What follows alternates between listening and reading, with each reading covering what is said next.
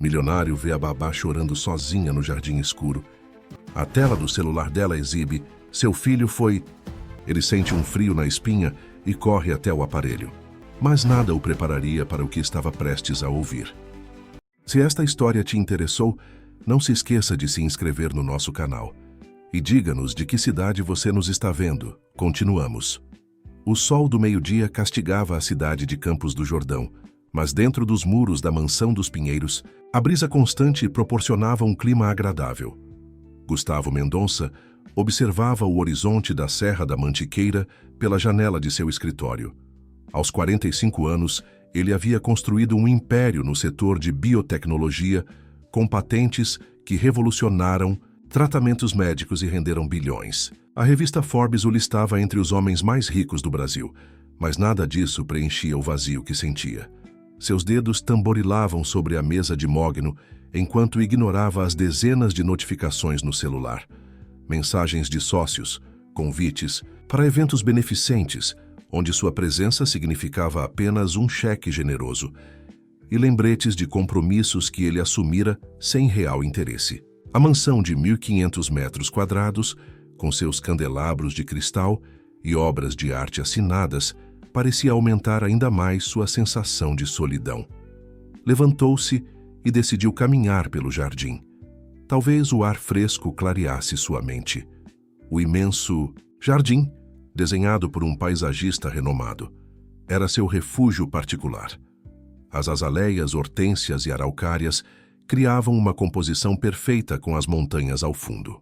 Enquanto caminhava pela trilha de pedras, observando o trabalho impecável dos jardineiros, algo quebrou a harmonia do cenário. Uma mulher estava sentada em um dos bancos de pedra, com o rosto escondido entre as mãos. Seus ombros se moviam em espasmos silenciosos, denunciando o choro contido. Gustavo parou, incerto. Não reconhecia a mulher e raramente lidava com situações emocionais. Sua primeira reação foi dar meia volta, deixando que Dona Zilda, a governanta, resolvesse a situação. Mas algo o impediu. "Com licença, a senhora está bem?" perguntou, aproximando-se cautelosamente. A mulher ergueu o rosto rapidamente, revelando olhos vermelhos e marcas de lágrimas. Devia ter uns 38 anos, cabelos cacheados presos em um coque desalinhado, pele morena e traços delicados, apesar da expressão de desespero. Usava um uniforme simples, calça jeans, camiseta branca e um avental colorido com bolsos frontais. "Me desculpe, senhor. Eu não deveria estar aqui", ela disse, levantando-se apressadamente e enxugando as lágrimas. "Entrei sem permissão, mas precisava de um lugar tranquilo para pensar." "Não há problema", Gustavo respondeu, surpreendendo a si mesmo, com a gentileza na voz. "Mas posso perguntar quem é você?" "Meu nome é Teresa Oliveira. Sou o babá na casa da família Monteiro, aqui ao lado." Ela apontou para a mansão vizinha. "Trabalho cuidando da pequena Sofia há quase 2 anos." Nesse momento, o celular na mão de Teresa vibrou. Ela olhou para a tela e seu rosto empalideceu. Gustavo não pôde deixar de notar a mensagem parcialmente visível. "Seu filho foi para..." "Meu Deus!" sussurrou ela, e as lágrimas voltaram com força. O celular escorregou de suas mãos trêmulas, caindo sobre a grama. Algo naquela cena tocou Gustavo profundamente. Havia anos que não sentia empatia genuína, mas o desespero de Teresa era palpável. "Está acontecendo alguma coisa com seu filho?" perguntou, abaixando-se para pegar o aparelho. Teresa o encarou, seus olhos castanhos brilhando com lágrimas não derramadas. O senhor não entenderia. "Tente", disse ele, entregando-lhe o celular. "Às vezes, ajuda a falar." Ela hesitou, como se avaliasse se podia confiar nele. Um estranho rico que provavelmente nunca havia enfrentado problemas reais. Gustavo percebeu seu ceticismo, mas manteve-se firme, oferecendo um lenço que retirou do bolso. "Meu filho, Mateus", ela finalmente disse, aceitando o lenço. "Ele tem 17 anos e sumiu." "Como assim sumiu?" "Desde ontem à noite. Saiu dizendo que ia encontrar alguns amigos no centro da cidade e não voltou. Não atende o celular, não respondeu minhas mensagens. Ela mostrou a tela do celular para Gustavo. A mensagem completa dizia: seu filho foi para São Paulo, não se preocupe. Está bem, mas precisa de espaço. Quem mandou isso? Perguntou Gustavo. Um número desconhecido. Tentei ligar, mas ninguém atende. Teresa suspirou profundamente. E o pior é que não posso fazer nada agora. Estou no meio do expediente. A senhora Monteiro está viajando e volto só à noite. Sofia não pode ficar sozinha. Gustavo sentiu uma indignação crescente. Como uma mãe poderia ficar tranquila, sabendo que seu filho adolescente havia desaparecido? A situação claramente exigia ação imediata. A senhora Monteiro não tem outros funcionários que possam cuidar da menina por hoje? A cozinheira está de folga e a diarista vem apenas às terças e quintas. Estou sozinha com Sofia. Teresa olhou para o relógio. Meu Deus, já está na hora do almoço dela. Preciso voltar. Ela começou a se afastar, mas Gustavo a deteve gentilmente pelo braço. Espere, quero ajudar. Teresa franziu a testa confusa. Como? Nem me conhece.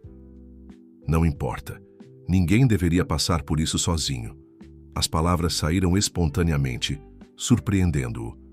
Tenho contatos, recursos, posso ajudar a encontrar seu filho. O ceticismo no olhar de Teresa era evidente. Para ela, Gustavo era apenas mais um ricaço entediado, talvez buscando alguma aventura para quebrar a monotonia de sua vida privilegiada. Mas a preocupação com Mateus superava qualquer desconfiança. Por que faria isso? Perguntou. Gustavo refletiu por um momento. Porque de fato sentia-se compelido a ajudar uma estranha. Talvez porque, apesar de toda a sua riqueza, nunca havia feito algo verdadeiramente significativo por alguém. Porque posso, respondeu simplesmente. Naquele momento, uma ligação entrou no celular de Teresa. Era o mesmo número desconhecido. Suas mãos tremiam tanto que Gustavo gentilmente pegou o aparelho e atendeu, colocando no viva-voz. Alô? A voz do outro lado era jovem, masculina. Mateus! Teresa quase gritou. É você? Mãe, me desculpa, eu... A ligação caiu abruptamente. Teresa tentou retornar, mas o número já não completava a chamada. Seus olhos, que momentos antes haviam se iluminado com esperança, agora transbordavam desespero. Era ele. Tenho certeza que era ele. Ela apertava o celular contra o peito. Mas por que desligou? O que está acontecendo? Gustavo sentiu uma determinação que há muito não experimentava. Vou ajudar você a descobrir. Prometo. Naquele instante, uma voz infantil ecoou de além dos muros. Tia Teresa, tia Teresa. É Sofia, disse Teresa, enxugando as lágrimas rapidamente. Preciso ir. Me encontre aqui às 8 da noite quando terminar seu turno, propôs Gustavo. Vamos resolver isso juntos. Teresa hesitou brevemente e então assentiu. Obrigada, senhor. Gustavo, apenas Gustavo. Enquanto observava Teresa se afastar apressadamente pelo portão lateral que conectava as duas propriedades, Gustavo sentiu algo estranho em seu peito. Uma sensação que não experimentava há anos. Propósito. A mansão, que minutos antes parecia uma prisão de luxo, agora poderia se tornar o ponto de partida para algo que realmente importava. O celular em seu bolso vibrou. Era Augusto, seu assistente pessoal, com outra lista interminável de compromissos. Gustavo ignorou. Pela primeira vez em muito tempo, tinha algo mais importante para fazer. Enquanto esperava Teresa retornar, Gustavo não conseguia parar de pensar no breve telefonema. A voz do garoto soava assustada, e algo no tom da conversa o incomodava profundamente. Sentado em seu escritório, começou a fazer ligações. Primeiro para Rogério Neves, um ex-delegado que agora trabalhava em sua equipe de segurança privada. Preciso de um favor urgente, Rogério. Rastreamento de um número de celular. Ele explicou brevemente a situação. Gustavo, não posso simplesmente rastrear um número assim, sem autorização judicial, respondeu Rogério com cautela. Não estou pedindo nada ilegal, só quero informações sobre a localização aproximada. Da última chamada, operadora, qualquer coisa que possa ajudar uma mãe desesperada a encontrar o filho adolescente. Houve um silêncio do outro lado da linha. Vou ver o que consigo descobrir, mas não prometo nada, cedeu finalmente Rogério. Me mande o número por mensagem. A segunda ligação foi para Sandra, sua secretária pessoal. Sandra, cancele todos os meus compromissos dos próximos 2 dias. Mas, senhor, a reunião com os investidores japoneses. Remarca, é uma emergência pessoal. Ele raramente usava esse tipo de justificativa, o que fez Sandra hesitar antes de concordar. Às 8 em ponto, Teresa atravessou o portão lateral, parecendo ainda mais exausta do que pela manhã. Dona Zilda a conduziu até o escritório, onde Gustavo a aguardava. Alguma notícia? Foi a primeira pergunta dela antes mesmo de se sentar. Ainda não, mas já comecei a agir. Gustavo indicou a poltrona à sua frente. Aceita um café? Água? Não, obrigada. Só quero entender como vai me ajudar. Teresa sentou-se na beirada da poltrona, as mãos inquietas sobre o colo. O uniforme estava amassado e tinha uma mancha de tinta colorida, provavelmente de alguma atividade com a criança de quem cuidava. Primeiro, preciso entender melhor a situação. Conte-me sobre Mateus. Ele já havia sumido antes? Tem amigos que possam saber onde está? Teresa respirou, fundo, tentando organizar os pensamentos. Mateus sempre foi um bom menino, estudioso, responsável, mas nos últimos meses começou a ficar diferente, mais fechado, distante. Ela pausou, como se avaliasse quanto poderia confiar em Gustavo. Somos só nós dois desde que ele nasceu. O pai nunca quis assumir a paternidade e criá-lo sozinha nunca foi fácil. Trabalho como babá desde que ele tinha 5 anos. E sobre ontem? O que exatamente ele disse antes de sair? Que ia encontrar uns amigos no centro, no café perto da igreja matriz. Era para voltar às 10, no máximo. Quando não voltou, liguei para o celular, mas estava desligado. Liguei para os amigos que conheço, mas ninguém sabia de nada. Ou pelo menos, foi o que disseram. Gustavo fez algumas anotações. Esse comportamento recente, mais fechado, coincidiu com algum evento específico? Teresa franziu a testa pensativa. Bem, começou depois que ele ganhou uma bolsa para um programa de jovens talentos em tecnologia. Um projeto patrocinado por empresas grandes, inclusive. Ela interrompeu-se, olhando para Gustavo com uma expressão de reconhecimento súbito. Inclusive a sua empresa, a Mendoza Tech. Gustavo endireitou-se na cadeira surpreso. O programa Futuro Brilhante? Mateus é um dos bolsistas? Sim. Foi selecionado há 4 meses. Estuda desenvolvimento de softwares 2 vezes por semana, depois da escola. Uma peça do quebra-cabeça parecia se encaixar. Gustavo havia criado o programa 5 anos antes, como parte das iniciativas de responsabilidade social da empresa, mas raramente acompanhava de perto os detalhes operacionais. Isso é uma coincidência interessante, comentou, tentando não demonstrar o quanto a informação o intrigava. Vou verificar se há alguma relação. O telefone na mesa tocou. Era Rogério. Tenho algumas informações preliminares, disse ele quando Gustavo atendeu e colocou no viva-voz.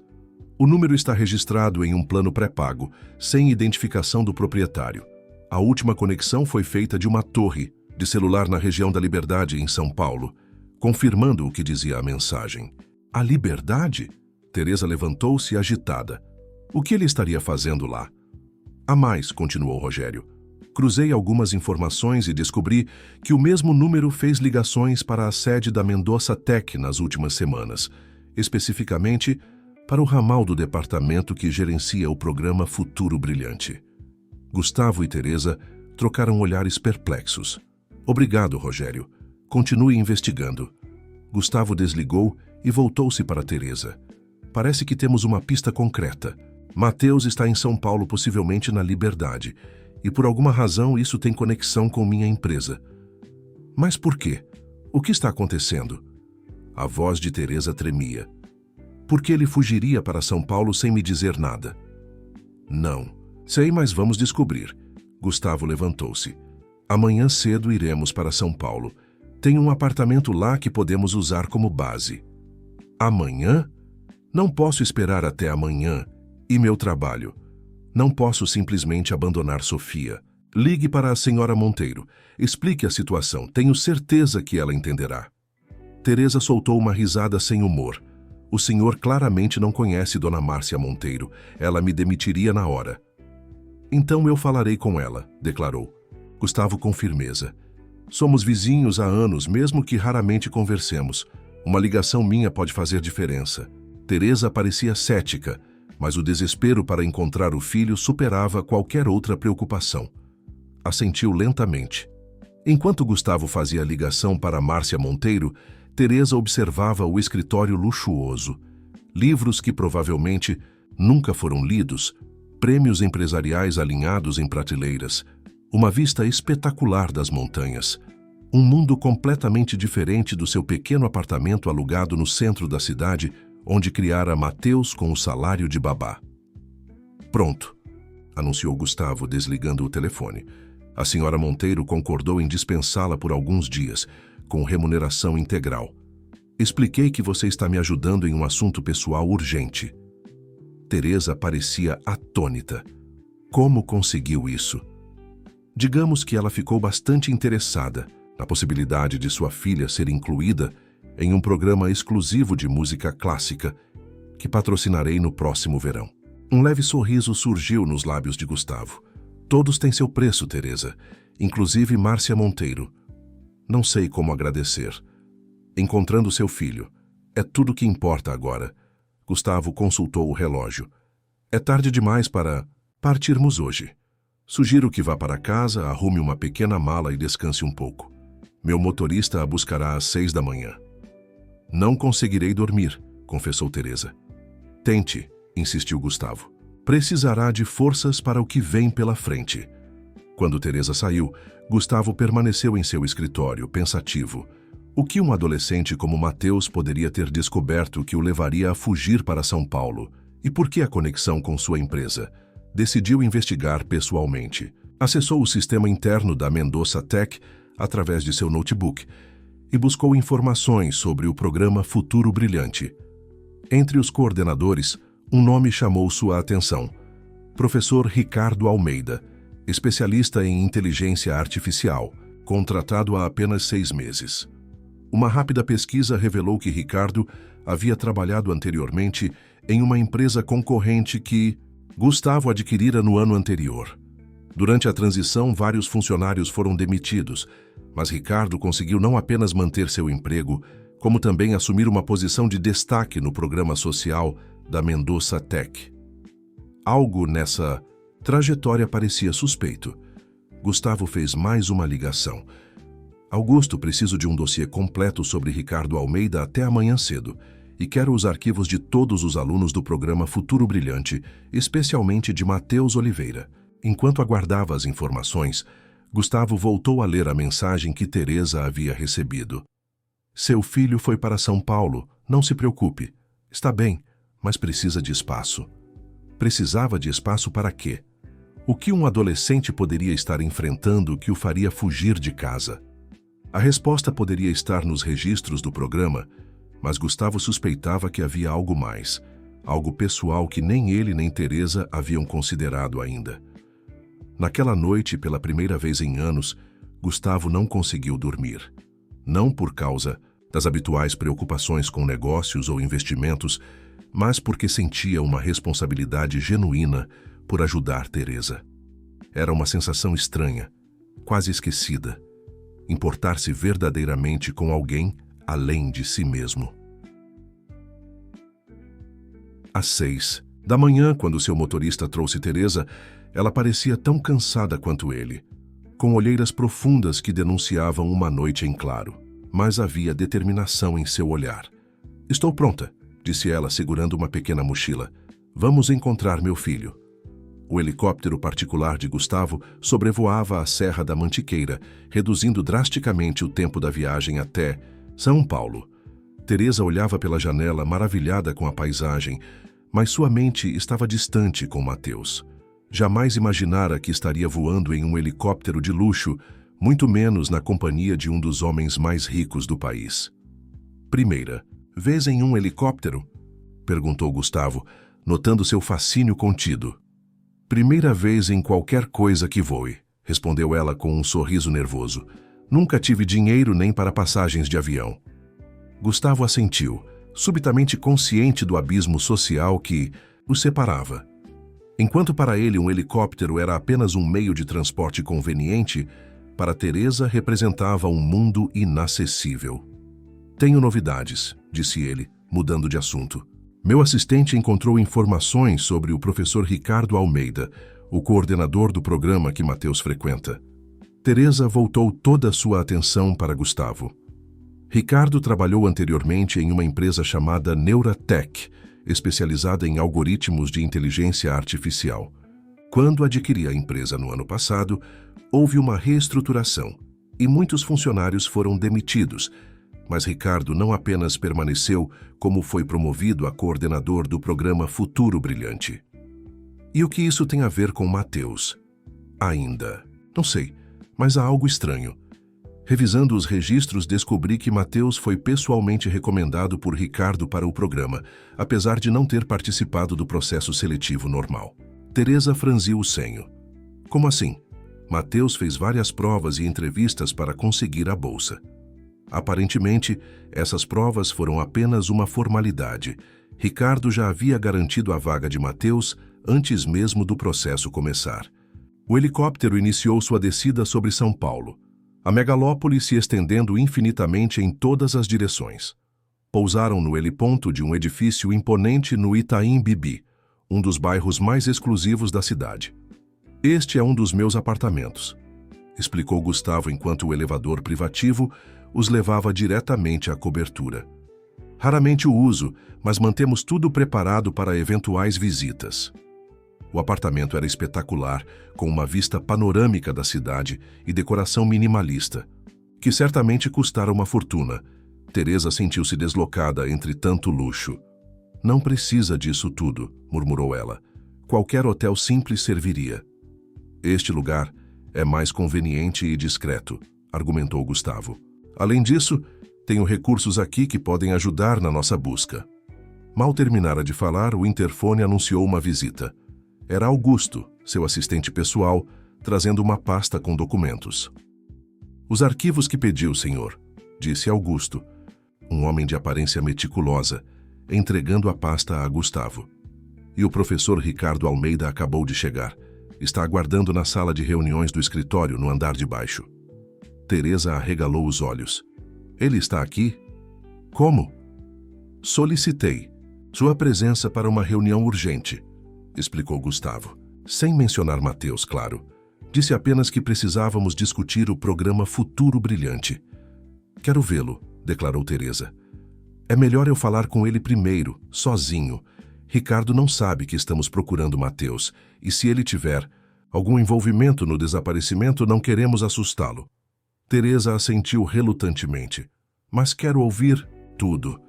Pode acompanhar pela sala de monitoramento, sugeriu Augusto. Temos câmeras e microfones na sala de reuniões. Enquanto Augusto conduzia Teresa à sala de monitoramento, Gustavo revisou rapidamente os documentos da pasta. O dossiê de Ricardo continha informações intrigantes. Antes da Neuratech, ele trabalhara em um laboratório governamental secreto por quase uma década. Não havia detalhes sobre a natureza de seu trabalho lá, apenas que envolvia pesquisas em sistemas avançados de reconhecimento de padrões. Mais interessante ainda era o arquivo de Mateus. O garoto não era apenas bom em programação, era excepcional.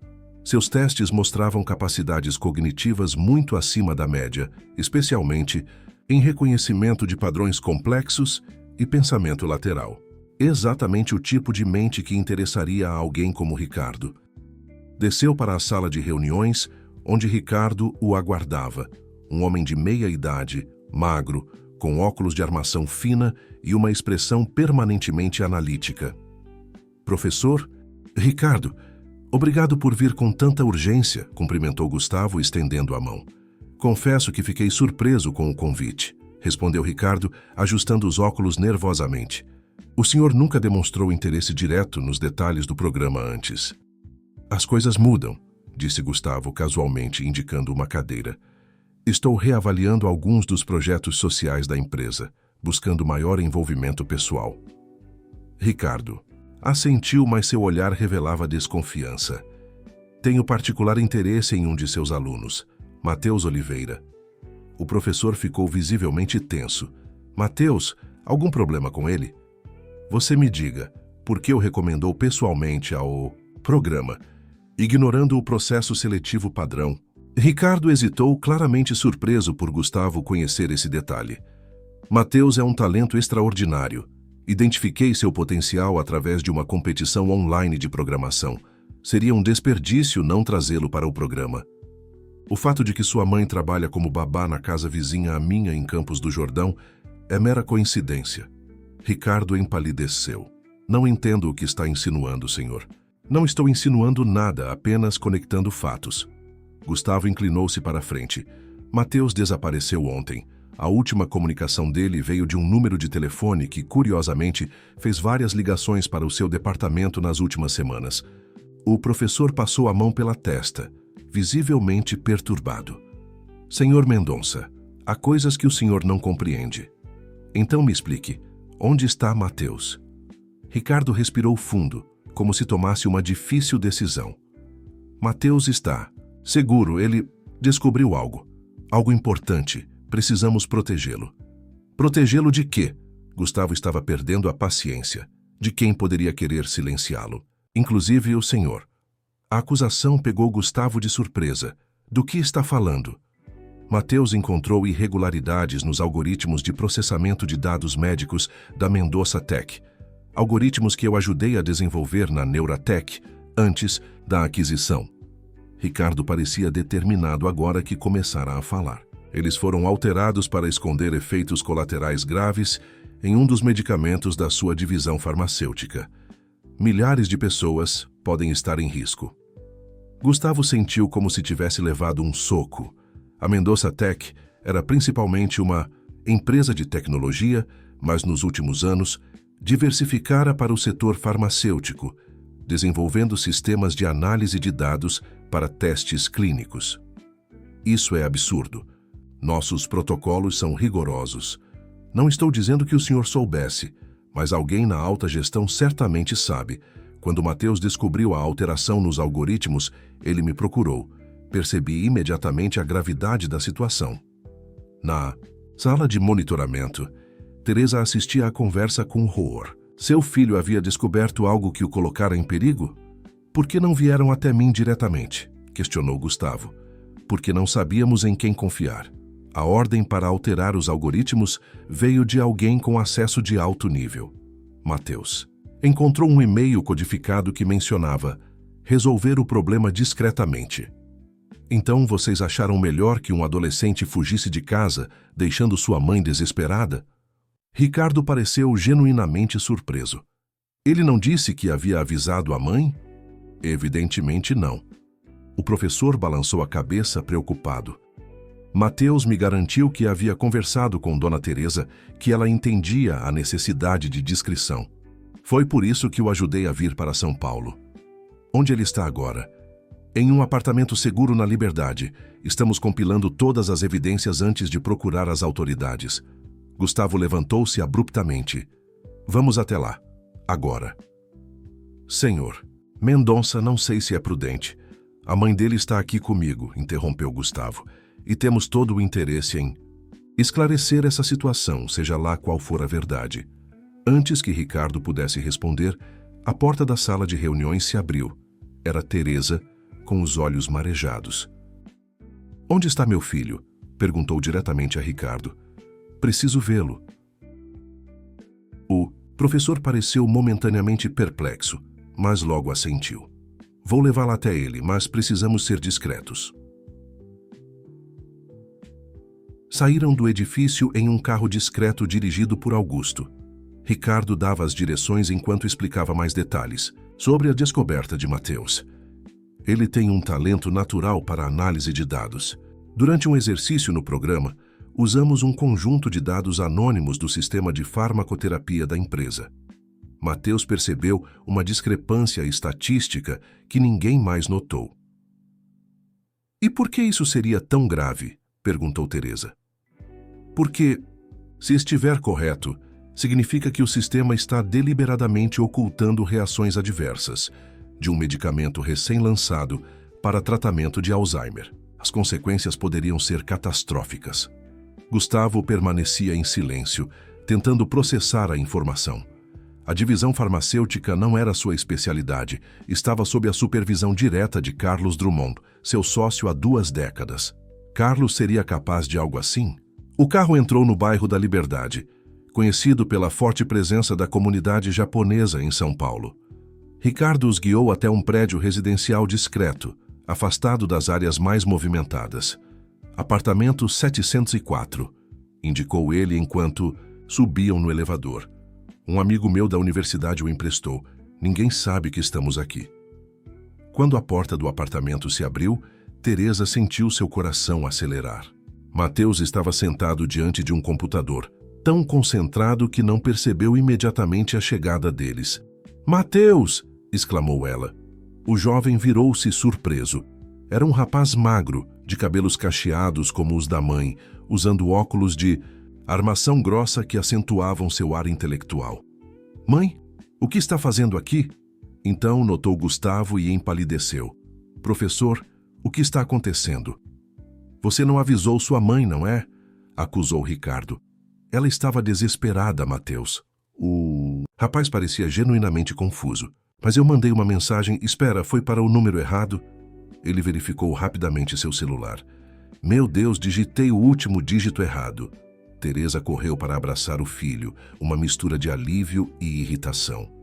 "Você tem ideia do que passei?" "Desculpa, mãe, eu realmente achei que tinha avisado." Gustavo observava a cena, sentindo-se simultaneamente aliviado e preocupado.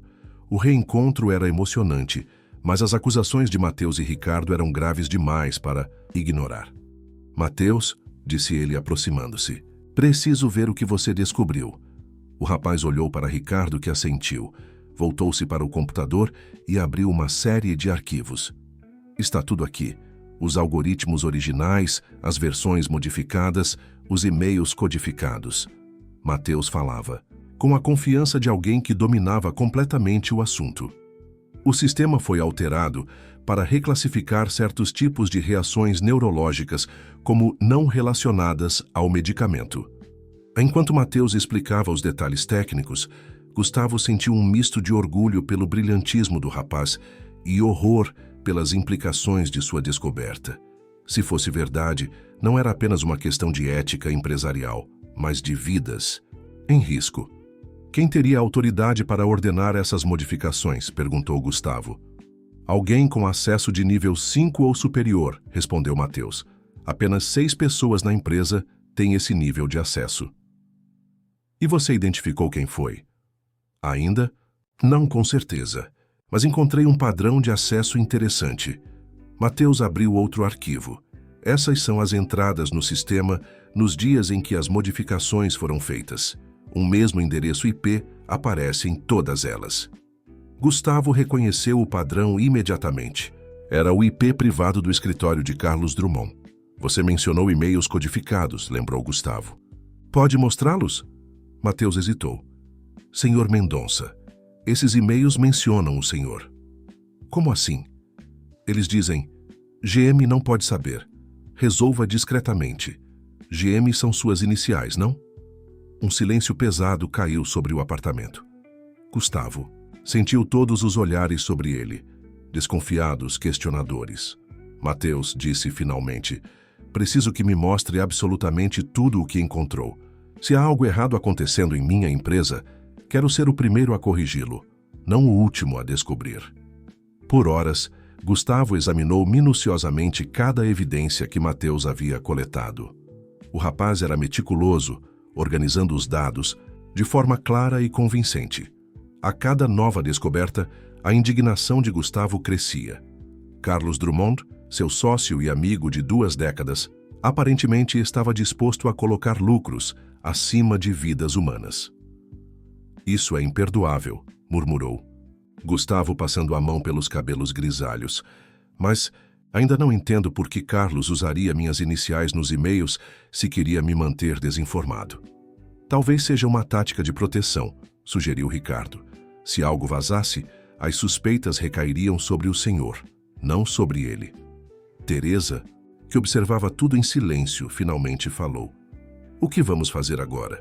Isso parece perigoso demais para Mateus estar envolvido. Concordo, respondeu Gustavo. Precisamos levar essas informações às autoridades competentes, mas com cautela. Carlos tem conexões poderosas. Mateus, que estivera absorto em seu computador, levantou o olhar com uma expressão estranha. Tem algo mais que vocês precisam ver, disse ele, abrindo um novo arquivo. Enquanto investigava o caso, acessei alguns arquivos administrativos da empresa que não deveria. Foi um erro ético, mas achei que precisava entender toda a estrutura de poder. Que arquivos?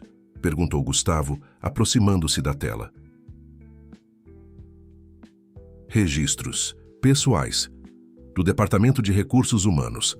Inicialmente estava procurando mais informações sobre Carlos Drummond, mas encontrei algo sobre o senhor. Gustavo franziu o senho. Sobre mim, mais especificamente sobre seu passado. Mateus hesitou, olhando nervosamente para a mãe. E sobre o meu também. Um silêncio tenso tomou conta do apartamento. Teresa deu um passo à frente, subitamente apreensiva. O que você está tentando dizer, Mateus? O jovem respirou fundo antes de continuar. Há 18 anos, o Sr. Mendonça teve um relacionamento breve com uma funcionária da empresa chamada Helena Duarte. Ela engravidou, mas vocês se separaram antes do nascimento. Gustavo empalideceu. Helena. Um nome que não ouvia há quase 2 décadas, mas que ainda provocava uma pontada de remorso.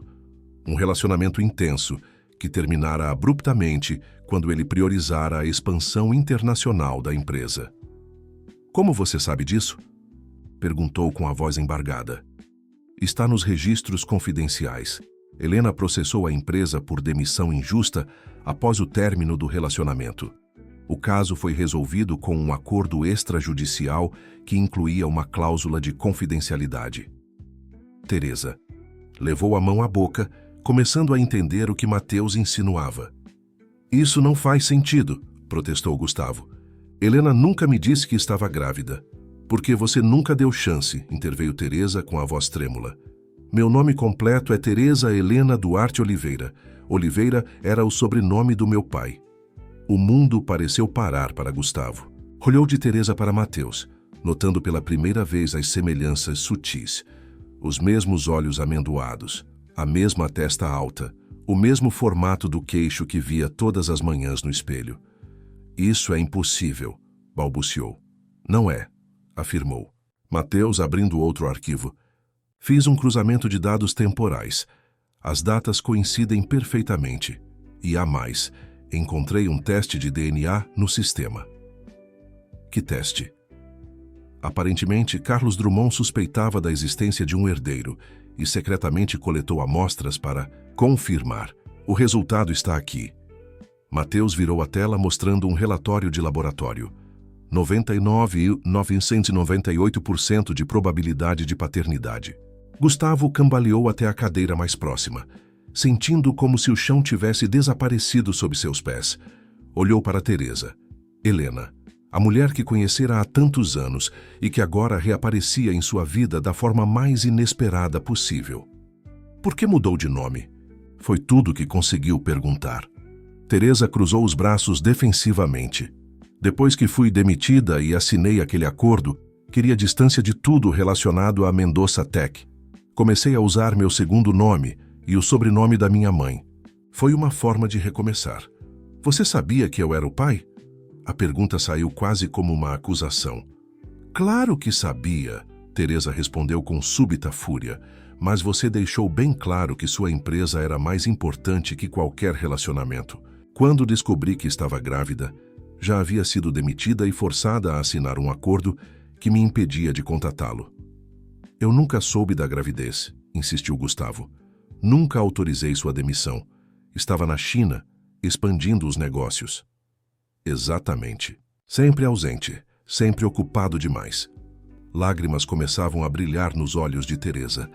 Carlos Drummond cuidou de tudo, disse que estava agindo em seu nome com sua autorização expressa. Uma peça do quebra-cabeça se encaixou na mente de Gustavo. Carlos sempre se opusera ao relacionamento, alertando sobre os riscos de se envolver com uma funcionária. Quando Gustavo viajara para a China, Carlos assumira a responsabilidade de resolver a situação. Eu fui enganado, murmurou Gustavo. Todos nós fomos. Mateus, que assistia à cena com os olhos arregalados, finalmente falou. Então, você é mesmo meu pai? A pergunta, feita com uma mistura de esperança e medo, atingiu Gustavo como uma revelação. Este jovem brilhante, corajoso e íntegro era seu filho. Seu filho. As palavras ecoavam em sua mente, despertando emoções que não sabia que ainda era capaz de sentir. Sim, Mateus, parece que sou. Ele se levantou, aproximando-se cautelosamente do rapaz. E quero que saiba que, se tivesse conhecimento da sua existência, jamais teria ficado ausente da sua vida. Um silêncio pesado preenchia o apartamento. Ricardo, sentindo-se um intruso em um momento tão íntimo, discretamente saiu para o corredor, alegando precisar fazer algumas ligações. Teresa enxugou as lágrimas, tentando processar a situação. Isso não muda nada. Criei Mateus sozinha durante 17 anos. Ele é meu filho.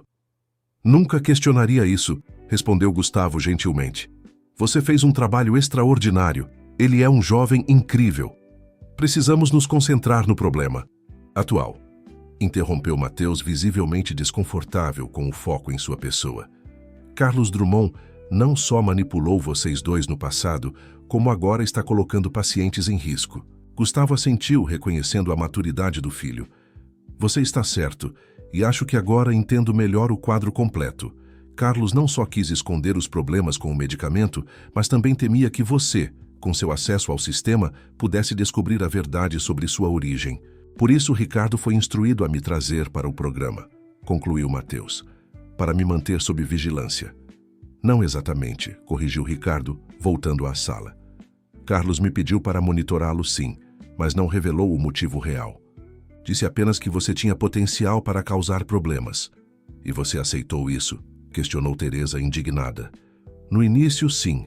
Estava grato por manter meu emprego após a aquisição. Mas quando conheci Mateus e vi seu talento genuíno, minha lealdade mudou. Ricardo ajustou os óculos nervosamente. E quando ele me mostrou as evidências sobre o algoritmo adulterado, soube que tinha que ajudá-lo. Gustavo consultou o relógio. Quase meia-noite. Precisamos agir rapidamente. Carlos certamente já sabe que estamos todos aqui, e ele não. Ficará parado. Como que para confirmar suas palavras, o celular de Ricardo tocou. Era uma mensagem anônima. Apartamento comprometido. Saiam agora. Precisamos ir, disse Ricardo, mostrando a mensagem. Meu contato no departamento de segurança da empresa acaba de avisar que Carlos enviou uma equipe para cá. Para fazer o quê? Perguntou Teresa, alarmada. Provavelmente confiscar as evidências e garantir nosso silêncio, respondeu Gustavo, já em ação. Mateus, faça backup de tudo. Teresa, pegue apenas o essencial. Saímos em 2 minutos. Enquanto Mateus transferia os arquivos para dispositivos portáteis, Gustavo fez uma ligação rápida. Augusto, emergência, protocolo Safira. Sim, agora. Desligou e voltou-se para os outros. Meu jato particular estará pronto em 1 hora no aeroporto de Congonhas. Vamos para o Nordeste, para minha casa em Fernando de Noronha. Lá estaremos seguros enquanto organizamos as próximas ações. Fernando de Noronha? Teresa parecia incrédula. Não podemos simplesmente abandonar nossas vidas. É temporário, assegurou Gustavo.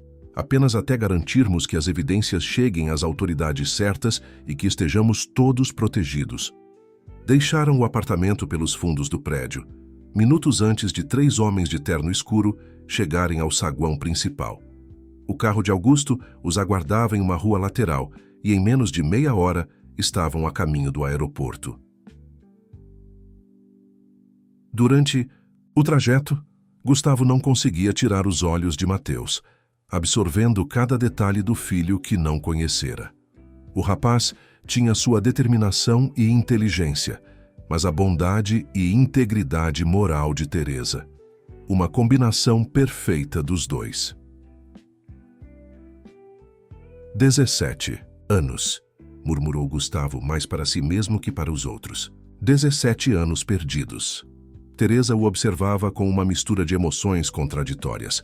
O homem que um dia amara, que depois odiara por sua ausência, agora estava ali, tentando protegê-los. A vida tinha caminhos inexplicáveis.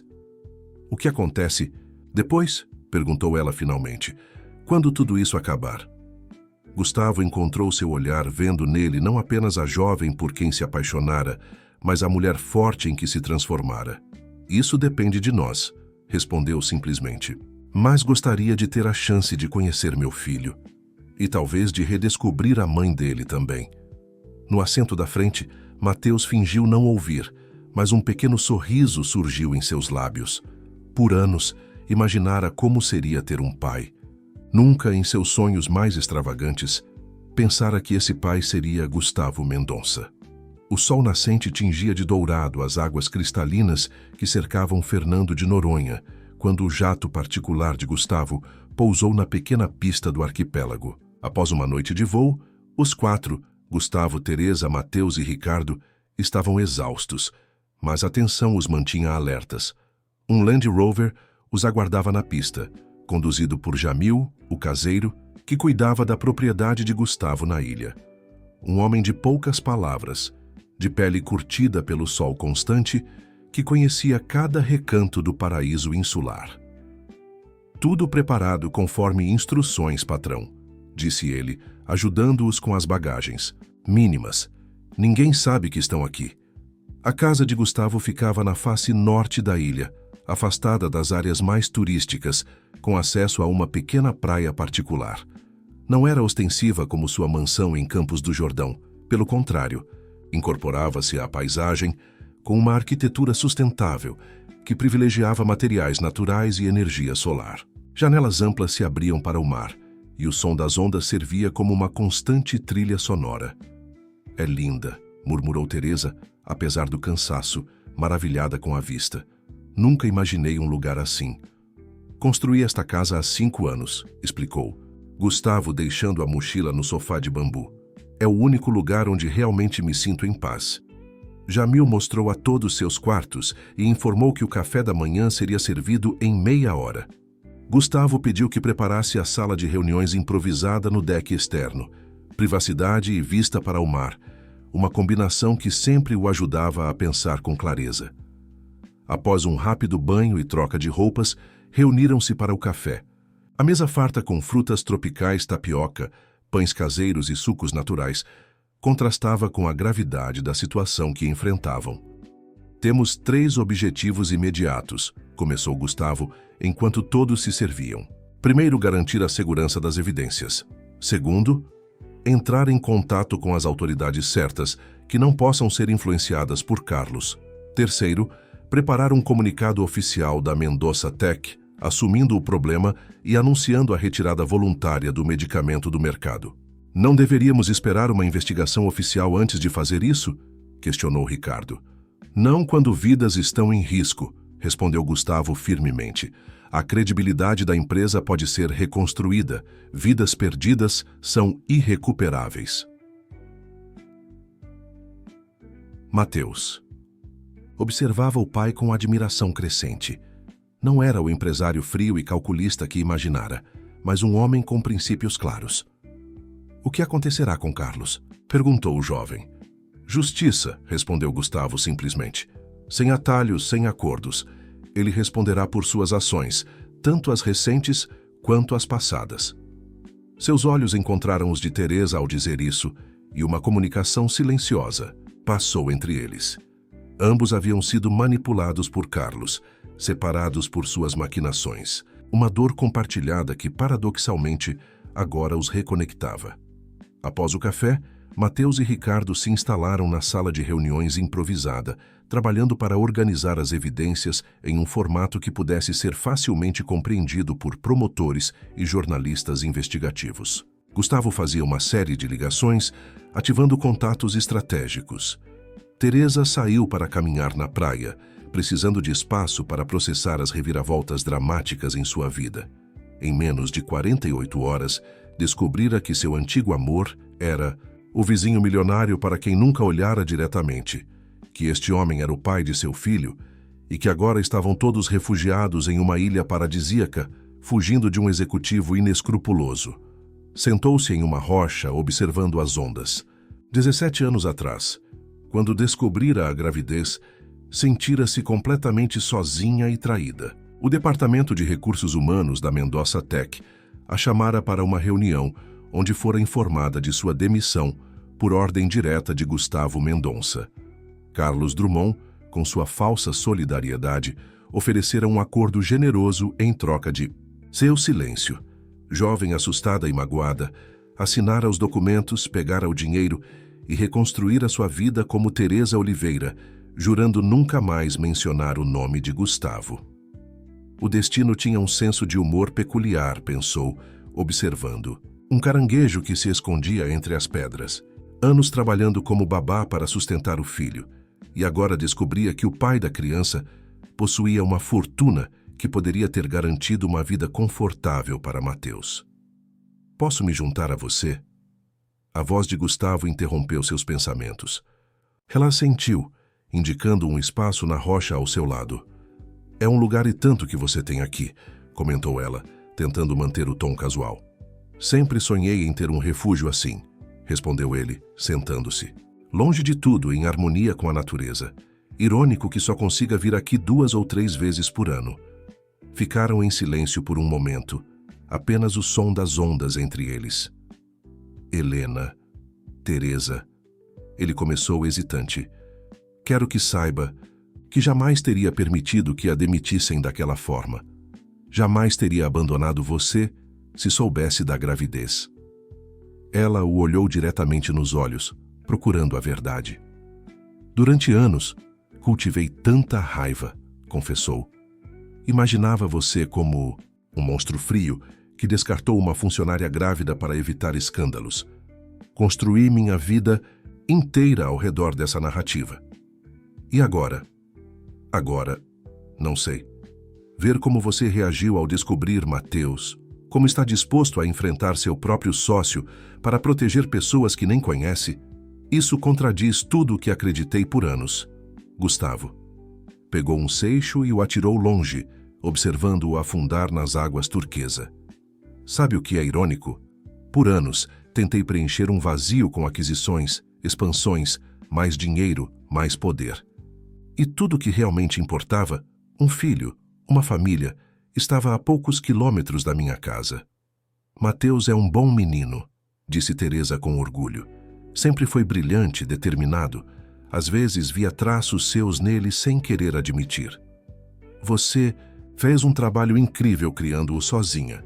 Ele tem sua força, sua integridade. Teresa sentiu lágrimas inesperadas nos olhos. Era a primeira vez que alguém reconhecia genuinamente o esforço que fizera, as noites sem dormir, os sacrifícios constantes para dar a Mateus uma vida digna. Não foi fácil, admitiu. Houve momentos em que pensei em procurar você, exigir reconhecimento e suporte, mas o orgulho me impedia. Eu entendo e respeito sua escolha. Gustavo hesitou antes de continuar, mas espero que possamos seguir um novo caminho agora. Não por nós, necessariamente, mas por Mateus. Teresa assentiu lentamente. Ele merece conhecer o pai. Sempre mereceu. Um grito vindo da casa interrompeu a conversa. Era Mateus acenando freneticamente da varanda. Vocês precisam ver isso. Rápido! Correram de volta encontrando Mateus e Ricardo diante de um notebook, assistindo a um noticiário ao vivo. Acaba de acontecer, explicou Mateus. Olhem! Na tela, um repórter narrava os acontecimentos diante da sede da Mendoza Tech em São Paulo. Repetindo a notícia de última hora, Carlos Drummond, vice-presidente executivo da Mendoza Tech, foi detido pela Polícia Federal nesta manhã após denúncias de fraude em testes clínicos envolvendo o medicamento Neuraxon, indicado para tratamento de Alzheimer. Segundo fontes da investigação, Drummond teria ordenado a adulteração de algoritmos que processavam dados sobre efeitos colaterais do medicamento. Como isso aconteceu tão rápido? Perguntou Teresa, espantada. Gustavo parecia igualmente surpreso. Minhas ligações foram apenas preliminares, para antigos contatos na imprensa e no Ministério Público. Nada que justificasse uma ação imediata da PF. Ricardo ajustou os óculos pensativo. Parece que não fomos os únicos investigando. Isso tem cara de operação já em andamento. Matheus aumentou o volume quando a repórter continuou. A Polícia Federal informou que a investigação começou há 3 meses, após uma denúncia anônima feita por cientistas do Laboratório de Desenvolvimento. Carlos Drummond seria o principal responsável pela fraude, aparentemente agindo sem o conhecimento do CEO e fundador da empresa, Gustavo Mendonça, que está atualmente fora do país, segundo assessores. Sem o meu conhecimento, de fato, murmurou Gustavo, mas não da forma como estão apresentando. Há mais, alertou Matheus apontando para a tela. A repórter estava agora em frente à entrada principal da sede da empresa. Acabamos de receber informações de que, além da fraude nos testes clínicos, Carlos Drummond está sendo investigado por outras irregularidades administrativas, incluindo possível apropriação indébita e abuso de poder em questões pessoais envolvendo funcionários da empresa. Eles sabem sobre nós, concluiu Teresa, preocupada. Não necessariamente, interveio Ricardo. Drummond prejudicou muita gente ao longo dos anos. Provavelmente há diversas vítimas de suas manipulações. Gustavo já estava no telefone, falando com seu advogado de confiança em São Paulo. A conversa foi breve, mas esclarecedora. A investigação realmente começou há meses, relatou ele ao desligar. Alguns cientistas da equipe de desenvolvimento notaram as discrepâncias e acionaram as autoridades. A Polícia Federal vinha monitorando discretamente, reunindo provas. O que Matheus descobriu foi apenas a ponta do iceberg. Então, não precisávamos ter fugido? Questionou Teresa. Pelo contrário, respondeu Gustavo. Carlos descobriu que a operação estava prestes a acontecer. Foi por isso que intensificou os esforços para silenciar Matheus. Se tivéssemos ficado, poderíamos estar em perigo real. Um novo alerta no noticiário chamou a atenção de todos. Uma foto de Matheus apareceu na tela, junto com a de Ricardo. A Polícia Federal solicita informações sobre o paradeiro do professor Ricardo Almeida e do estudante Matheus Oliveira, testemunhas-chave na investigação. Acredita-se que ambos estejam escondidos após receberem ameaças relacionadas às evidências que coletaram. Testemunhas-chave? Repetiu Matheus incrédulo. Agora sou uma testemunha-chave? O que fazemos? Perguntou Teresa, olhando para Gustavo. Nos entregamos à polícia. Gustavo ponderou por um momento. Vamos fazer isso direito. Meu advogado está em contato com o delegado responsável pela investigação. Explicaremos nossa situação, forneceremos todas as evidências que Matheus coletou, mas manteremos nossa localização em sigilo por enquanto, até termos garantias de segurança. Ao celular de Gustavo tocou novamente. Era Augusto, seu assistente. Senhor, acabei de saber que Carlos conseguiu fazer uma ligação antes de ser detido, para um número registrado em nome de Jorge Mendonça. Gustavo empalideceu. Tem certeza? Absoluta. A polícia interceptou, mas a conversa já havia acontecido. Ao desligar, encontrou 3 pares de olhos questionadores voltados para ele. Jorge Mendonça é meu primo, explicou com a voz tensa. Nunca nos demos bem, e ele sempre foi próximo de Carlos. Trabalha no setor de segurança privada, com conexões nem sempre legítimas. Você acha que ele pode vir atrás de nós? Perguntou Teresa alarmada. É possível. Jorge sempre quis uma fatia maior da empresa e seria o principal beneficiário se algo acontecesse comigo. Gustavo passou a mão pelo rosto pensativo. Precisamos ser ainda mais cautelosos. Ricardo, que estivera silencioso, finalmente falou.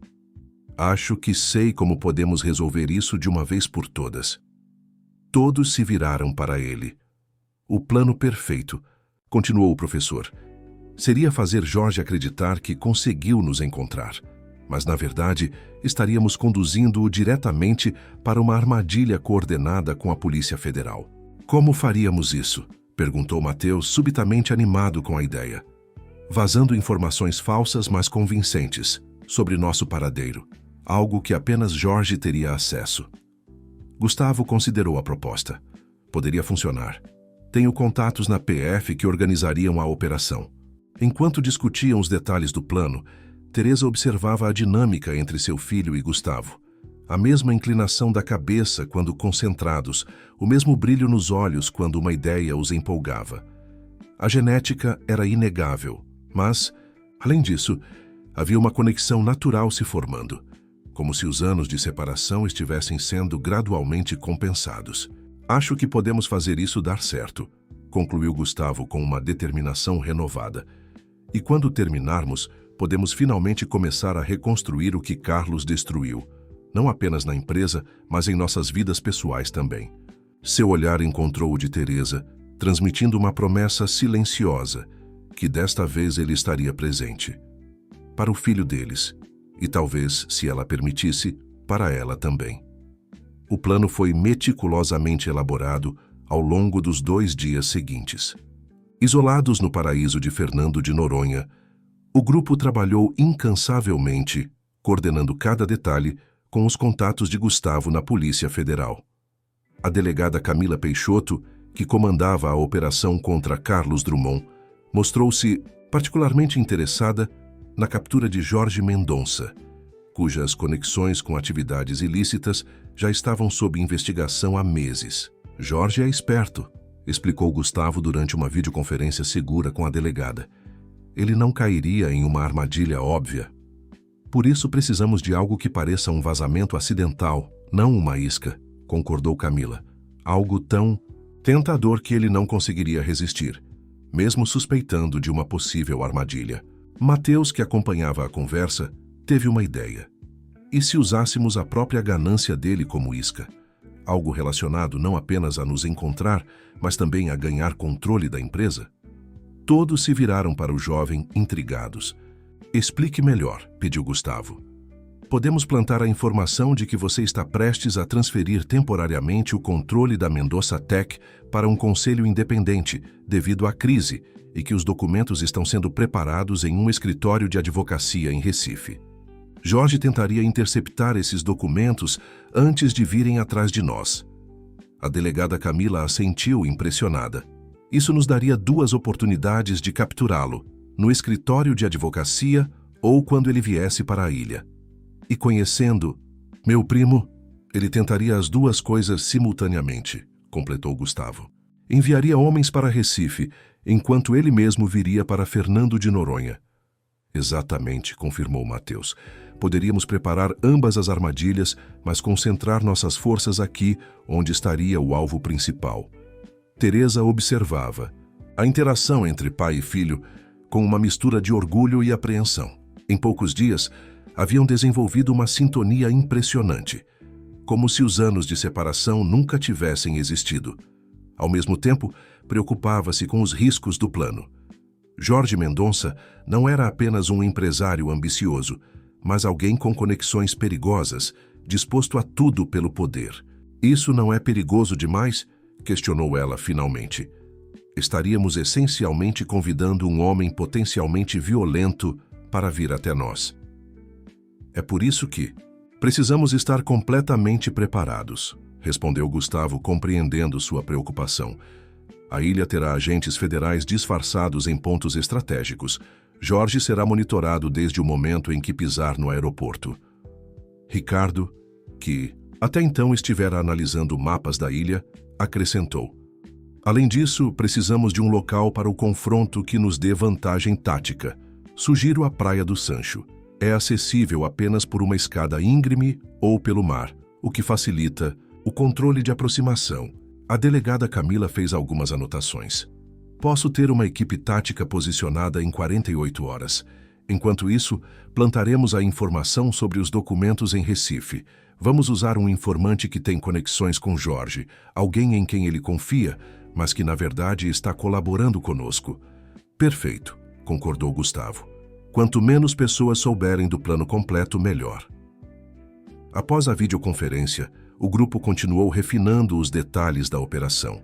Mateus trabalhava em um sistema de comunicação seguro que permitiria coordenar os movimentos em tempo real.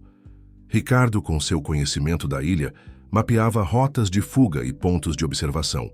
Gustavo mobilizava discretamente recursos adicionais de segurança.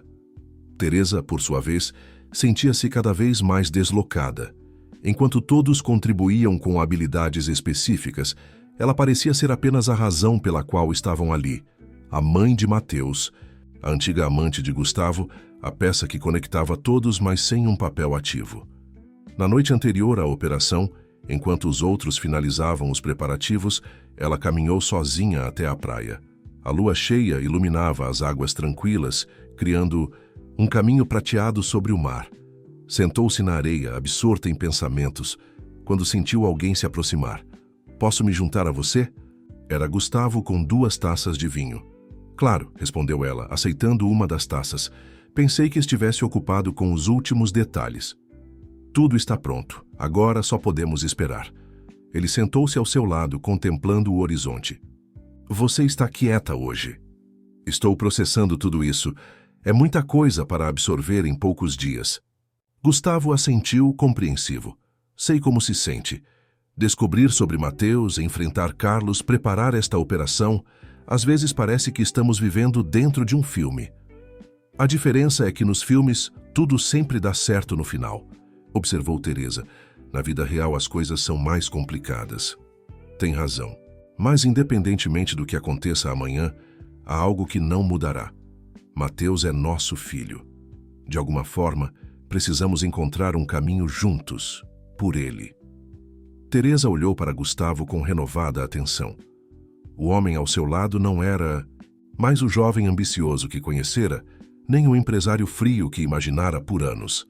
Era alguém mais complexo, que carregava o peso de suas escolhas, mas também a determinação de fazer o certo. "Sabe o que mais me impressiona?" comentou ela. "Ver como Mateus se conectou com você tão rapidamente. É como se ele tivesse esperado por isso a vida toda." "Ele tem muito de você também", respondeu Gustavo. "Sua força, sua integridade. Você fez um trabalho incrível." "Teresa, verdadeiramente incrível."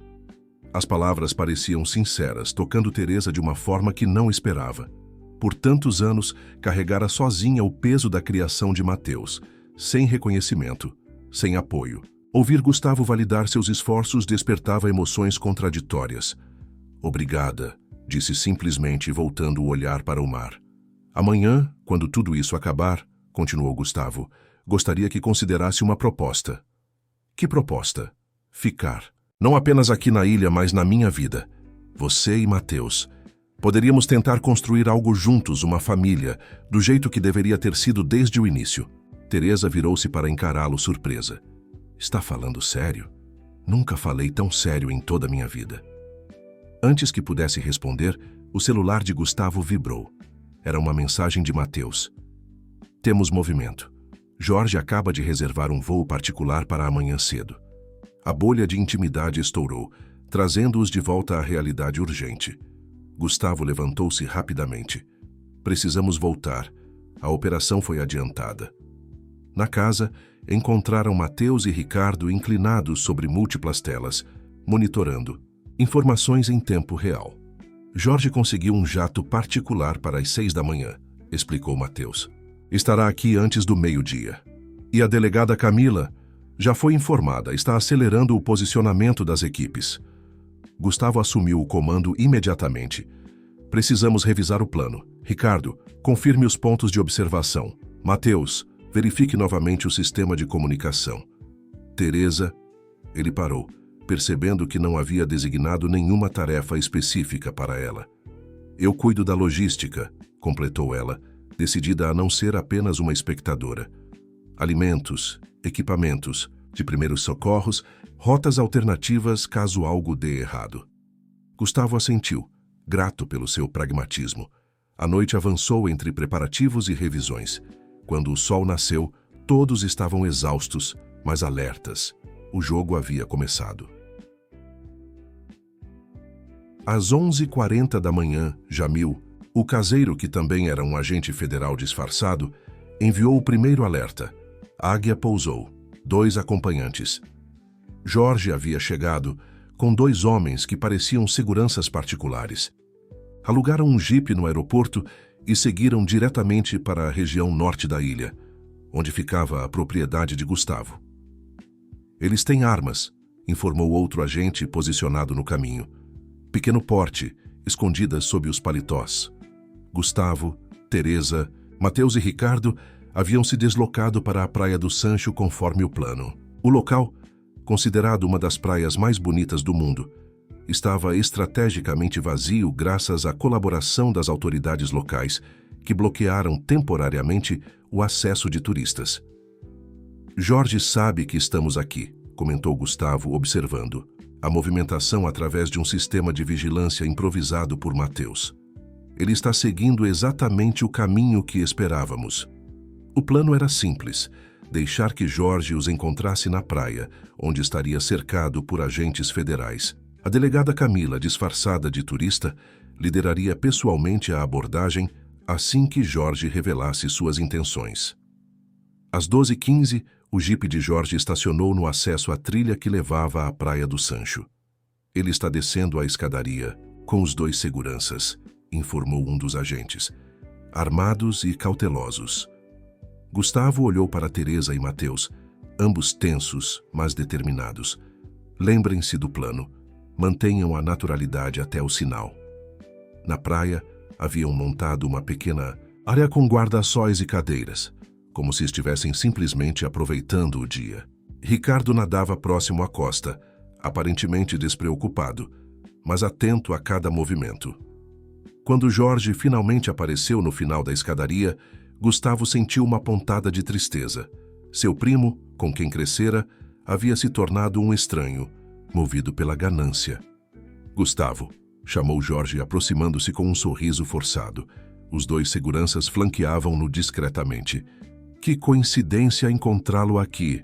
Não acredito em coincidências, Jorge, respondeu Gustavo, levantando-se calmamente, especialmente quando meu primo aparece armado em uma praia isolada. O sorriso de Jorge desapareceu. Sempre direto ao ponto, não é? Pois bem, vamos ser diretos. Vim buscar o que me pertence. E o que seria isso? O controle da Mendonça Tech. Com Carlos preso e você envolvido no escândalo, sou o único Mendonça capaz de salvar a empresa. Jorge olhou brevemente para Mateus. E também vim garantir que certas informações não causem mais problemas. Teresa se posicionou protetoramente ao lado do filho. Não vai tocar nele. Jorge riu, um som frio e calculado. A famosa Helena Duarte. Carlos me contou tudo sobre você e seu bastardo. Um segredo bem guardado por todos esses anos, não é? Gustavo, o herdeiro secreto que poderia complicar a sucessão na empresa. Gustavo manteve a calma mesmo sentindo a raiva crescer. Jorge, você sempre foi transparente em sua ambição, mas nunca pensei que chegaria a esse ponto. Conspirando com Carlos, ameaçando minha família. Família? Jorge praticamente cuspiu a palavra. Você mal os conhece. Eu, por outro lado, dediquei minha vida à Mendonça Tech, sempre à sua sombra, sempre sendo passado para trás nas decisões importantes. Enquanto falava, os seguranças se posicionavam estrategicamente, mãos próximas às armas escondidas.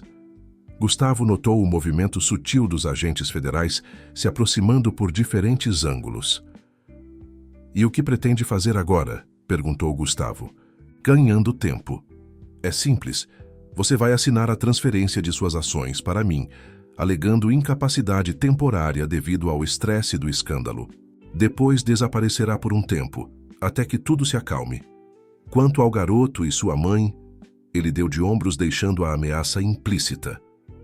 Nesse momento, Ricardo, que voltara do mar, deu o sinal combinado. Que dia lindo para um mergulho! Não? Era o código para a delegada Camila iniciar a aproximação. Instantaneamente, os agentes saíram de seus esconderijos, armas apontadas. Polícia Federal, parados, mãos onde possamos ver. Os seguranças, surpreendidos, hesitaram apenas um segundo antes de sacarem suas armas. Foi tempo suficiente para que fossem neutralizados pelos agentes mais próximos. Jorge, percebendo a armadilha, reagiu instintivamente, sacou sua própria arma e agarrou Teresa, usando-a como escudo. Ninguém se move ou ela morre, gritou, pressionando. o cano da arma contra a têmpora de Teresa. O mundo pareceu congelar para Gustavo. Viu o terror nos olhos de Mateus, a determinação fria no rosto de Jorge, a coragem estoica de Teresa mesmo diante da morte. Tudo pelo que haviam lutado, tudo que poderiam construir juntos, ameaçado em um instante de desespero. Jorge, não faça isso, pediu Gustavo dando um passo à frente. É entre nós dois, sempre foi. Fique onde está, ordenou Jorge, recuando em direção ao mar, arrastando Teresa consigo. Vou sair daqui e ela vem comigo como garantia. A delegada Camila, com a arma apontada, avaliava a situação. Não há saída, Sr. Mendonça. Baixe a arma e libere a refém. Jorge riu nervosamente. Há sempre uma saída. Tenho um barco esperando perto daquelas rochas, e vocês não vão arriscar a vida dela. Foi nesse momento que Teresa, reunindo toda a sua coragem, agiu. Com um movimento rápido, cravou o calcanhar no pé de Jorge e, simultaneamente, deu uma cotovelada em seu estômago. A surpresa fez com que ele afrouxasse o aperto por um segundo. Tempo suficiente para que ela se abaixasse, abrindo caminho para os atiradores. Agora! Gritou a delegada. Um único tiro preciso atingiu o ombro de Jorge, fazendo-o derrubar a arma e cair de joelhos. Em segundos estava cercado, rendido, o sonho de poder desmoronando à sua volta. Gustavo correu para Teresa, abraçando-a com uma intensidade que transmitia todo o terror que sentira ao vê-la ameaçada. Mateus se juntou a eles, formando um abraço familiar que, apesar das circunstâncias extraordinárias, parecia estranhamente natural. Acabou, murmurou Gustavo, enquanto observavam Jorge sendo algemado e levado pelos agentes. Finalmente acabou. Mas para eles, como família, algo novo apenas começava. 3 meses se passaram desde os dramáticos eventos em Fernando de Noronha. A primavera chegava a Campos do Jordão, transformando os jardins da Mansão dos Pinheiros em um caleidoscópio de cores. Mas as mudanças mais significativas não estavam na paisagem, e sim dentro da propriedade e nas vidas de seus habitantes. A antiga sala de jantar formal, que raramente recebera mais de 2 ou 3 convidados de negócios, agora abrigava uma longa mesa, onde mais de 20 pessoas conversavam animadamente. Era domingo, e o almoço comunitário tornara-se uma tradição semanal na mansão que antes simbolizava isolamento. Gustavo, sentado à cabeceira da mesa, observava a cena com uma sensação de plenitude que jamais experimentara. À sua direita, Teresa coordenava a distribuição dos pratos com a naturalidade de quem sempre pertenceu àquele lugar. À sua esquerda, Mateus explicava conceitos complexos de programação para Sofia, a menina de 7 anos de quem Teresa cuidara como babá e que agora frequentava a mansão regularmente. Acho que ela vai ser uma cientista da computação melhor que você, comentou Ricardo, que estava sentado ao lado de Mateus. O professor, que aceitara a posição de diretor de inovação social na Mendonça Tech, tornara-se presença constante na vida da família. Sem dúvida, concordou Mateus com um sorriso orgulhoso para a pequena aprendiz. Sofia tem uma capacidade de visualização espacial impressionante para a idade. Na outra extremidade da mesa, Dona Márcia Monteiro, mãe de Sofia e antiga empregadora de Teresa, conversava animadamente com outros vizinhos sobre o novo centro comunitário que estava sendo construído com patrocínio da Fundação Mendonça, recém-criada por Gustavo. O centro, projetado para oferecer capacitação tecnológica a jovens de baixa renda, era apenas uma das muitas iniciativas nascidas após a reestruturação da Mendonça Tech. Com Carlos Drummond e Jorge Mendonça respondendo a processos criminais, Gustavo assumira o controle total da empresa, implementando mudanças profundas em sua governança e propósito. Mais um pouco de salada, Ana, ofereceu Teresa à delegada. Camila Peixoto, que participava do almoço acompanhada do marido. A delegada, após coordenar com sucesso a operação que capturou Jorge, tornara-se amiga próxima da família. Obrigada, estou satisfeita, respondeu Camila. A comida está maravilhosa, como sempre. Mérito da dona Zilda, sorriu Teresa, indicando a governanta que supervisionava o serviço. Estou apenas aprendendo com a mestra. Depois da sobremesa, um pudim de leite que era a especialidade de Dona Zilda, os convidados se espalharam pelos jardins e salas da mansão. Alguns jovens jogavam vôlei na quadra recém-instalada, outros exploravam a biblioteca que Gustavo abrira ao público local 2 vezes por semana. Um pequeno grupo de idosos praticava tai chi sob a orientação de um instrutor, no espaço antes ocupado pelo heliporto privativo. Gustavo encontrou Teresa na varanda, observando a movimentação com um sorriso sereno. "Feliz?" perguntou ele, entregando-lhe uma taça de vinho. "Muito", respondeu ela, aceitando a bebida. "Ainda me pego tentando entender como chegamos aqui." "Da pior maneira possível", brincou Gustavo, "mas com o melhor resultado que eu poderia imaginar." Caminho não fora fácil. Após a prisão de Jorge, seguiram-se semanas de depoimentos, investigações e turbulência midiática. A Mendoza Tech enfrentou sua maior crise, com ações despencando e clientes reconsiderando parcerias. O medicamento Neuraxon foi retirado do mercado e a divisão farmacêutica passou por uma completa reestruturação, com novos protocolos de segurança e transparência. Paralelamente à crise empresarial, Gustavo, Teresa e Matheus navegavam pelas complexidades de sua recém-descoberta dinâmica familiar. Matheus passou a dividir seu tempo entre o apartamento onde crescera com a mãe no centro da cidade e a mansão do pai. Teresa, inicialmente relutante em deixar sua independência, concordou em se mudar para uma casa mais confortável, comprada por Gustavo nas proximidades, mantendo seu espaço próprio enquanto construía gradualmente um relacionamento com o pai de seu filho. "Recebi uma ligação interessante hoje", comentou Gustavo, apoiando-se no parapeito da varanda. "Da Universidade de Stanford." Teresa ergueu as sobrancelhas. "Sobre Matheus?" "Sim.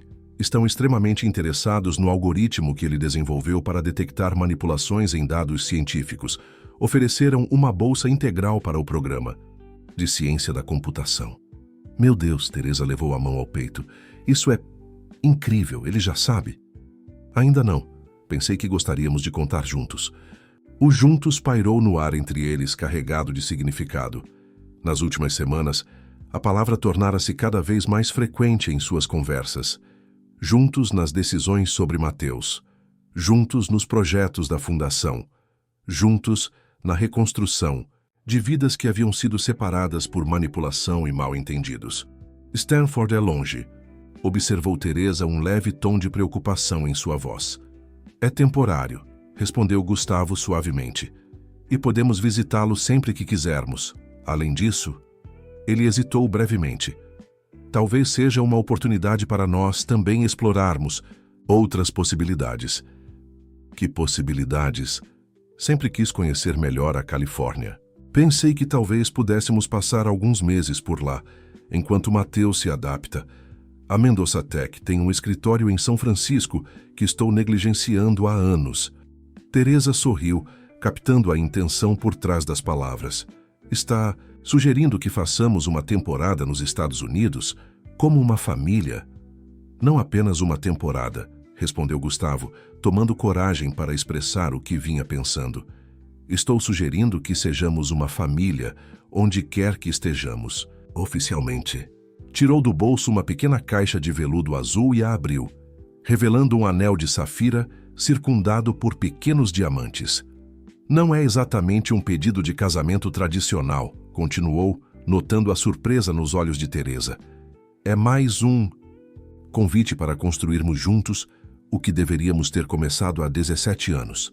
Sem pressa, no nosso ritmo, mas juntos de verdade." Teresa olhou para o anel, depois para Gustavo e, finalmente, para o jardim, onde Matheus jogava vôlei com outros jovens rindo descontraidamente. A cena capturava perfeitamente a transformação dos últimos meses.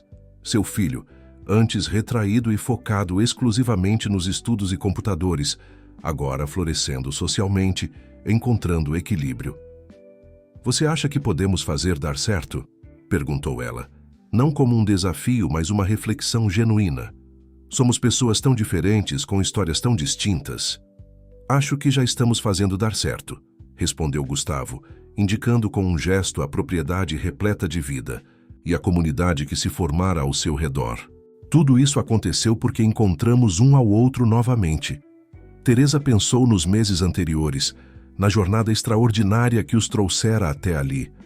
Lembrou-se do momento em que chorara sozinha no jardim, desesperada pela mensagem incompleta sobre Mateus, e como Gustavo surgira em sua vida como um estranho disposto a ajudar. Pensou na revelação chocante sobre a paternidade, na fuga para Fernando de Noronha, no confronto com Jorge. Cada momento de crise revelara o caráter verdadeiro das pessoas ao seu redor, e Gustavo provara, consistentemente, ser muito mais do que o empresário frio que imaginara. Sim, respondeu finalmente, estendendo a mão para que ele colocasse o anel. Vamos fazer dar certo juntos. Gustavo deslizou o anel em seu dedo, selando o momento com um beijo suave. Quando se separaram, viram Mateus parado na entrada da varanda, observando-os com um sorriso conhecedor. Finalmente, comentou o jovem aproximando-se. Estava começando a pensar que teria que intervir diretamente. Você sabia? Perguntou Teresa, surpresa. Pai me consultou sobre o anel semana passada, respondeu Mateus, a palavra pai soando natural agora, após meses de ajuste. Ajudei a escolher. Aprovado? Teresa abraçou o filho, sentindo uma onda de gratidão pela maturidade e generosidade com que ele aceitara as mudanças em suas vidas. Mais que aprovado. Perfeito. Então, continuou Mateus, quando vamos contar a ele sobre Stanford? Como você... começou Gustavo surpreso. Por favor, interrompeu Mateus com um sorriso maroto. Sou um hacker, lembra? Difícil esconder algo assim de mim, especialmente quando usam meu próprio algoritmo de criptografia para as comunicações. Os três riram, compartilhando o momento, de leveza e cumplicidade que se tornara cada vez mais comum entre eles. Na verdade, continuou Mateus mais sério, queria falar com vocês sobre isso. Estive pensando e não tenho certeza se quero ir para Stanford agora. Como assim? Questionou. Teresa. É uma oportunidade incrível, filho. Mas há tanto acontecendo aqui, explicou ele. O centro comunitário, o programa de mentoria que estamos desenvolvendo com Ricardo, o projeto de expansão do Futuro Brilhante para outras cidades, sinto que posso fazer mais diferença ficando. Pelo menos por enquanto. Gustavo observava, o filho com orgulho evidente. A decisão é sua, Mateus. Stanford estará lá quando você quiser e apoiaremos qualquer caminho que escolher. Obrigado, respondeu o jovem. Acho que prefiro adiar por um ano, consolidar os projetos aqui e talvez conhecer melhor meu pai antes de partir. A sinceridade da declaração tocou Gustavo profundamente. Ele abraçou o filho, incapaz de expressar em palavras o quanto aquele momento significava. Naquela noite, após os convidados partirem e a mansão retornar à sua tranquilidade, Gustavo, Teresa e Mateus sentaram-se na sala de estar conversando sobre o futuro. Não apenas sobre planos grandiosos ou mudanças estruturais, mas sobre as pequenas coisas. Uma viagem de férias à Bahia no próximo mês, a reforma do apartamento de Mateus no centro da cidade, o novo cachorro que Teresa queria adotar. Quando Mateus finalmente se retirou para dormir, Gustavo e Teresa permaneceram na sala contemplando o fogo que crepitava na lareira, apesar da noite amena. Sabe o que é engraçado? Comentou Teresa, recostando-se no sofá. Por anos, imaginei como seria se você soubesse sobre Mateus. Se tivéssemos sido uma família desde o início. Criei tantos cenários na minha cabeça, a maioria deles negativos. E a realidade? Perguntou Gustavo suavemente. Muito melhor do que qualquer coisa que eu pudesse ter imaginado. Ela sorriu, entrelaçando seus dedos com os dele. Não por ser perfeita ou fácil, mas porque é real. Construída dia após dia com trabalho e intenção. Gustavo assentiu, compreendendo perfeitamente. A mansão, que antes fora um símbolo de sua solidão e isolamento, agora pulsava com vida e propósito. A empresa que construíra como um monumento ao sucesso individual, agora servia a um propósito maior, conectando a comunidade de maneiras significativas. E o vazio que carregara por décadas preenchendo-o com aquisições e conquistas materiais, agora transbordava com um tipo de riqueza que nenhuma conta bancária poderia quantificar. Sabe, o que Mateus me disse outro dia, comentou Gustavo, que encontrar você chorando naquele jardim foi a melhor coisa que já aconteceu comigo. Uma mensagem incompleta no celular mudou tudo. Teresa sorriu, lembrando-se do desespero daquele momento e de como, paradoxalmente, ele levara a maior alegria de sua vida. Seu filho foi para mudar nossas vidas para sempre. Nosso filho, corrigiu Gustavo gentilmente, puxando-a para mais perto. Enquanto a noite avançava serenamente sobre Campos do Jordão, a mansão dos Pinheiros, antes um símbolo de riqueza solitária, descansava em silêncio, abrigando não apenas uma família recém-formada, mas a promessa de um futuro onde conexões verdadeiras superavam qualquer distância, tempo ou mal-entendido. A jornada que começara com lágrimas em um jardim culminava agora em um novo começo, provando que, às vezes,